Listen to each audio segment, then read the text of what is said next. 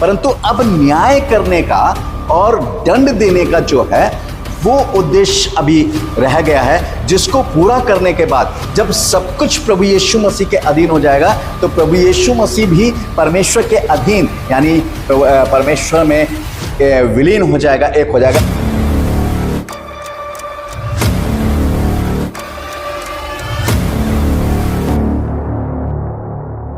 प्रभु यीशु मसीह के मधुर नाम में आप सबको जय मसीह की। प्रभु आप सबको बहुतायत से आशीष दे, आमीन। हम बात कर रहे हैं प्रकाशित वाक्य की पुस्तक के बारे में। प्रकाशित वाक्य के इस श्रृंखला में आप सभी का स्वागत है। प्रकाशित वाक्य के 7 खंडों में से हम चौथे खंड में हैं, परमेश्वर का न्याय और 7 तुरहियों का परिचय। पिछले संदेश में हमने प्रकाशित वाक्य 11 अध्याय उसके 16 पद से लेकर 18 पद तक के विषय में सीखा था। आज हम सीखेंगे प्रकाशित वाक्य 11 अध्याय और उसके 19 पद में। आइए पहले हम पढ़ लेते हैं इस 19 पद को। तब परमेश्वर का जो मंदिर स्वर्ग में है वह खोला गया और उसके मंदिर में उसकी वाचा का संदूक दिखाई दिया, और बिजलियां और शब्द और गर्जन और भूकंप और बड़े ओले पड़े। अब यहां देखेंगे कि परमेश्वर का मंदिर जो स्वर्ग में है, अब ध्यान दीजिएगा, परमेश्वर का मंदिर जो है वो स्वर्ग में है, वो खोला गया और वहां पर यूहन्ना क्या देख रहा है? वाचा के संदूक को देख रहा है। और ये जो वाचा का संदूक है ये नए यरूशलेम में स्थापित होगा। जी हाँ, पुराना यरूशलेम में नहीं, नए यरूशलेम में, यानी एक नए आकाश के नीचे नई पृथ्वी के ऊपर एक नया यरूशलेम होगा। उस नए यरूशलेम में जो है वो वाचा का संदूक होगा और उस वाचा के संदूक को जो है वो यूहन्ना उसको देख रहा है। आप देखेंगे कि परमेश्वर के वचन को जब आप पढ़ेंगे ना कि मैंने नए यरूशलेम को दुल्हन के समान उस नई पृथ्वी पर परमेश्वर के पास से उतरते हुए देखा। प्रकाशित वाक्य 21 अध्याय उसका 1 से 2 आप पढ़ सकते हैं। वहां पर इस प्रकार से लिखा हुआ है कि नया यरूशलेम जो है वो जो है नए यरूशलेम के मंदिर का परिचय जो है हम कर लेते हैं कि वो क्या है। प्रकाशित वाक्य 21 के 22 में, मैंने उसमें कोई मंदिर ना देखा क्योंकि सर्वशक्तिमान प्रभु परमेश्वर और मेमना उसका मंदिर है। ध्यान दीजिएगा, यानी सर्वशक्तिमान परमेश्वर स्वयं जो है मंदिर है। परमेश्वर का वचन जो है इस बात को बताता है और इन बातों को हमें सीखना है कि परमेश्वर प्रभु यीशु मसीह कैसे उसका मंदिर हो सकते हैं। यूहन्ना 2 अध्याय उसका 19 से 21 तक में क्या लिखा? यीशु ने उनको उत्तर दिया, इस मंदिर को ढा दो, मैं इसे 3 दिन में खड़ा कर दूंगा।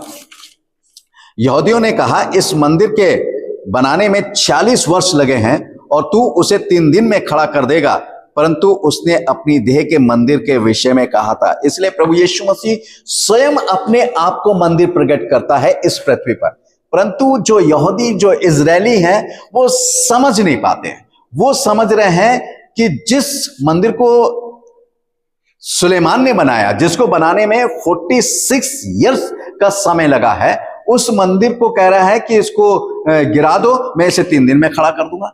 वहां पर वो उस मंदिर की बात नहीं कर रहा है, बल्कि प्रभु यीशु मसीह अपने स्वयं अपनी देह के अपने शरीर के मंदिर रूपी मंदिर की बात कर रहा है कि वो इस मंदिर की बात कर रहा है। और इसलिए प्रकाशित वाक्य में लिखा कि सर्वशक्तिमान परमेश्वर और प्रभु यीशु मसीह जो है उस नए यरूशलेम का जो है वो मंदिर होंगे। और उस मंदिर के अंदर वो क्या देख रहा है? यानी प्रभु यीशु मसीह के अंदर, उस सर्वशक्तिमान परमेश्वर के अंदर यूहन्ना क्या देख रहा है? वाचा के संदूक को देख रहा है। बड़ी अद्भुत बात है कि वो क्या देख रहा है। और यहां पर क्या लिखा हुआ है मैं आपको बता दूं कि ये मंदिर जो है मंदिर देख रहा है क्योंकि यीशु मसीह और परमेश्वर जो है वो अलग अलग नहीं है। अलग अलग नहीं है, वो मंदिर एक ही है। ये ना सोचे कि सर्वशक्तिमान परमेश्वर वो मंदिर अलग है और प्रभु यीशु मसीह जो है वो मंदिर अलग है, क्योंकि यूहन्ना 10:30 में क्या लिखा है? मैं और पिता एक है। जी हाँ, बिल्कुल साफ लिखा है कि मैं और पिता एक है। प्रभु यीशु मसीह और परमेश्वर जो है वो अलग अलग नहीं है, एक है। यानी एक मंदिर वहां पर है जिसको यूहन्ना देख रहा है और उस मंदिर को वो खुला हुआ देखता है और उसके अंदर वाचा के संदूक को देखता है। जरा ध्यान दीजिएगा, आप मेरे साथ निकाल सकते हैं कि ये एक जो है कैसे है, मतलब हम कैसे समझे कि ये परमेश्वर जो है, पहले परमेश्वर था, परमेश्वर सर्वशक्तिमान एक ही परमेश्वर, और वो जो है अब यहां पर जो है कि कहीं कंफ्यूजन पैदा ना हो कि परमेश्वर अलग है और प्रभु यीशु मसीह अलग है। बड़ा ध्यान दीजिएगा जरा, आप निकाल सकते हैं पहला कुरिन्थियों 15 अध्याय उसका 27 और 28 पद, जरा बहुत ध्यान से सुनिएगा, मैं बहुत आराम से पढ़ूंगा। क्योंकि परमेश्वर ने सब कुछ उसके पांव तले कर दिया, परंतु जब वह कहता है कि सब कुछ उसके अधीन कर दिया गया है, तो प्रत्यक्ष है कि जिसने सब कुछ उसके अधीन कर दिया वह आप अलग रहा। और जब सब उसके अधीन हो जाएगा तो पुत्र आप भी उसके अधीन हो जाएगा, जिसने सब कुछ उसके अधीन कर दिया है, ताकि सब में परमेश्वर ही सब कुछ हो। अब यहां पर ध्यान दीजिए, प्रभु यीशु मसीह कहता है मैं पिता में से निकल कर आया हूं। एक उद्देश्य को लेकर आया था वो इस दुनिया में, और एक उद्देश्य को लेकर आया, और कि जितने भी मनुष्य हैं सब को उनके पापों से नजात दिला सके, मुक्ति दिला सके अपने बलिदान के द्वारा।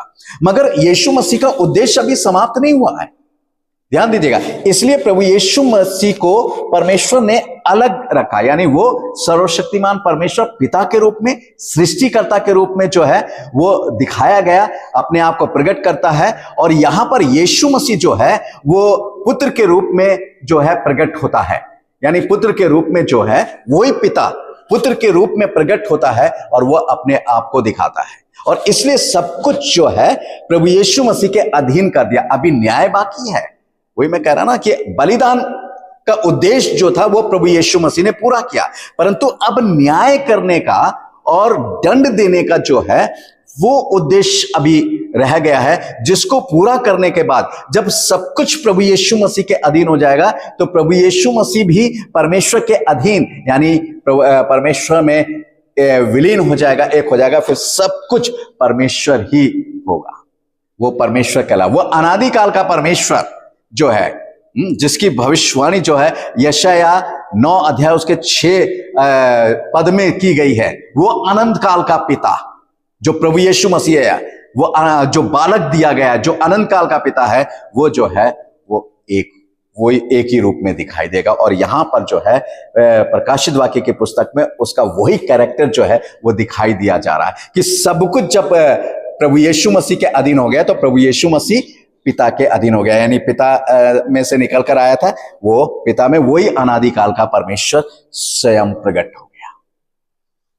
ये भेद है, जरा इसको समझना बहुतों के समझ में आता नहीं है, और इसलिए बहुत दिमाग से समझने वाली बात है। वे मंदिर खोला जाता है और वाचा का संदूक जो है वो दिखाई देता है। यहां मंदिर के खोले जाने का अर्थ है कि परमेश्वर अपनी इच्छा को प्रकट करता है कि नए यरूशलेम में उसकी इच्छा का भेद क्या है। ये समझें आप इस बात को कि उसके मंदिर में उसकी वर्शिप का आधार क्या है।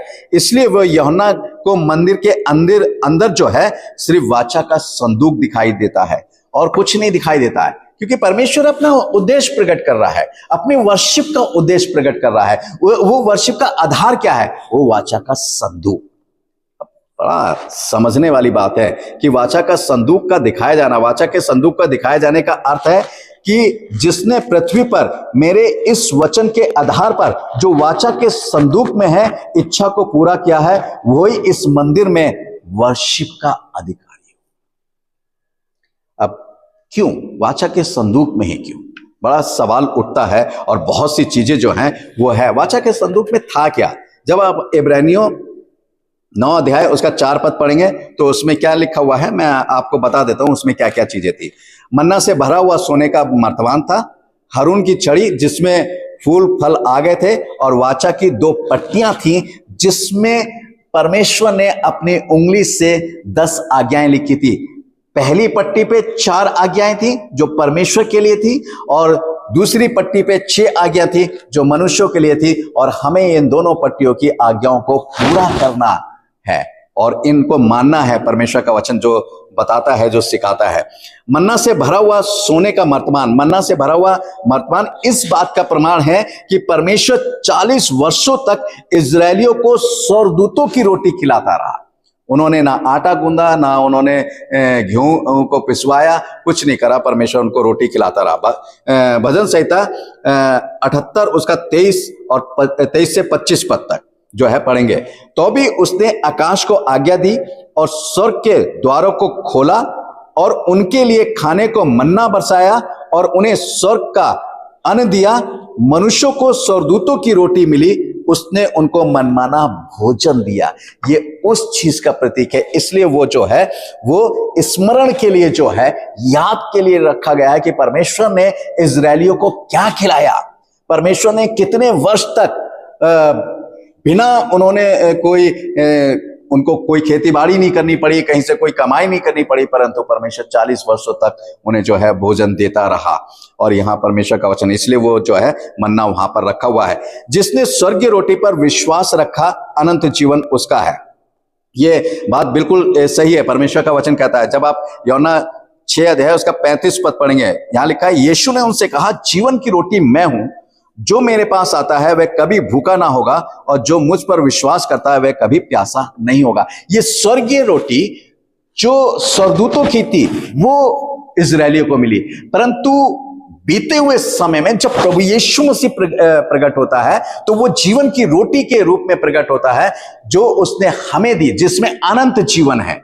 प्रभु यीशु मसीह वो जीवन की रोटी बनकर आया, जिसने हमें खाने को दी और जिसमें अनंत जीवन है। ये जो है उस रोटी का प्रतीक है कि परमेश्वर ने हमें अनंत जीवन वाली रोटी जो है वो दी है। और फिर लिखा है, वाचा के संदूक में हारून की छड़ी जिसमें फूल और फल निकले थे। और गिनती 17 अध्याय 8 से 11 पद तक जब आप पढ़ेंगे, यहां पर जो है आप पढ़िएगा घर पे, यहां क्या लिखा है, ये छड़ी जो है निशानी के तौर पर रखी गई थी कि इजरायली जो थे बुड़बुड़ाने के बाद परमेश्वर ने उन पर तब भी अपनी कोमलता को प्रकट किया है, तब भी उसने अपना अनुग्रह जो है उन पर प्रकट किया। और इजरायली जो थे उनको नाश बुड़बुड़ाने के बाद भी, इतना सब कुछ करने के बाद भी परमेश्वर ने उनको नाश नहीं किया, बल्कि अपनी कोमलता जो है वो उन पर प्रकट की है। उनको जो है यहां पर लिखा कली का मतलब होता है नई सृष्टि प्रकट की है। तब भी परमेश्वर उनके बीच में नए नए आश्चर्य कर्म और अद्भुत काम करता रहा। फूल परमेश्वर की कोमलता को प्रकट करता है, फल परमेश्वर की आशीष को प्रकट करता है। परमेश्वर ने उनके ऊपर बहुत सी आशीषें जो है वो उंडेली है। और ये तीनों चीजें जो हैं परमेश्वर मनुष्यों को देता है, जो उसको ग्रहण करते हैं वे प्रभु में सदा आनंदित रहते हैं। इजरायलियों के बुड़बुड़ाने के बाद भी, कुड़कुड़ाने के बाद भी उनको नई सृष्टि में लेकर चलता रहा, नई योजनाओं में, नई चीजों में लेकर चलता रहा। उनपे फल का मतलब है कि उनपे कोमलता, अपना अनुग्रह प्रकट करता रहा। और परमेश्वर का वचन कहता है, फूल का मतलब है कि परमेश्वर उनपे कोमलता और अनुग्रह करता रहा। फल का मतलब है कि परमेश्वर उन पर अपनी आशीषों को प्रकट करता रहा। यहाँ पर इन चीजों को समझना है कि हारून की छड़ी का मतलब क्या है और क्या चीज कही गई है। इन बातों को बड़े अच्छे से समझना है।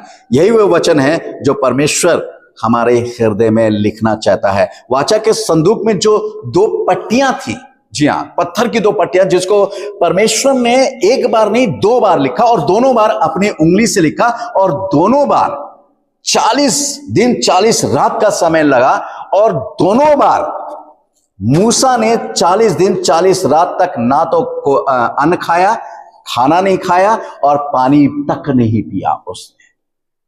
ये सोचिए, मतलब कितनी अहमियत है इन 10 आज्ञाओं की जो परमेश्वर ने, और यही आज्ञा जो है वह हमारे हृदय पर जो है वो लिखना चाहता है। आप पढ़ सकते हैं निर्गमन 24 का 12, यिर्मयाह 31 का 33, एजेकियल 11 का 19, एजेकियल 36 का 26, दूसरा कुरिन्थियों 3:3। जब आप इन पदों को पढ़ेंगे तो वहां लिखा परमेश्वर जो है हमारे हृदय रूपी पट्टियों पर जो है वह अपने इन 10 आज्ञाओं को लिखा हुआ देखना चाहता है, वो लिखना चाहता है। और वो स्याही से नहीं, बल्कि परमेश्वर का वचन कहता है कि वो आत्मा से लिखना चाहता है। जब आप दूसरा कुरिन्थियों 3:3 पढ़ेंगे, अपनी आत्मा से लिखना चाहता है। वो इन वाचा के इन वचनों को वो हमारे हृदय में देखना चाहता है, परमेश्वर कहता है। और यहां पर जो है बिजलियां, शब्द, गर्जन, भूकंप, बड़े बड़े ओले जो हैं वो इस बात का प्रतीक है कि परमेश्वर की उपस्थिति जो है वो वहां पर है।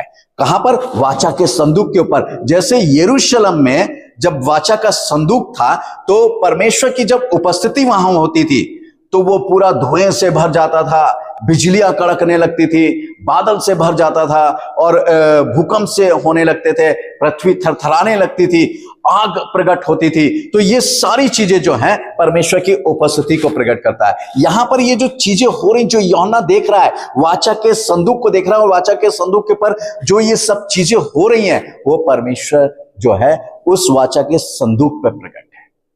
कहने का मतलब है कि वाचा के संदूक में जो चीज खास तौर से जो 10 कमांडमेंट्स रखे हैं, वो हमारे जीवन के लिए बहुत अहमियत रखते हैं। और आज हम लोगों ने इसको इग्नोर कर दिया है। आज बहुत सी चीजें बदल दी हैं।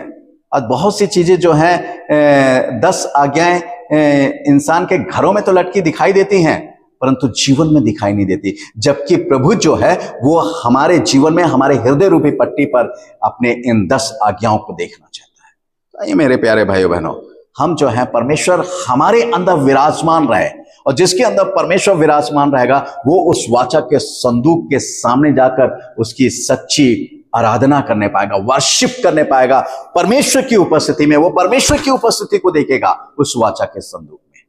तो हम अपने हृदय में परमेश्वर के इन वचनों को लिखें, ताकि हम परमेश्वर की उपस्थिति उस वाचा के संदूक में, नए यरूशलेम में, नई पृथ्वी पर, नए आकाश में देख सके और आनंदित हो सके। प्रभु आप सबको आशीष दे। आमीन।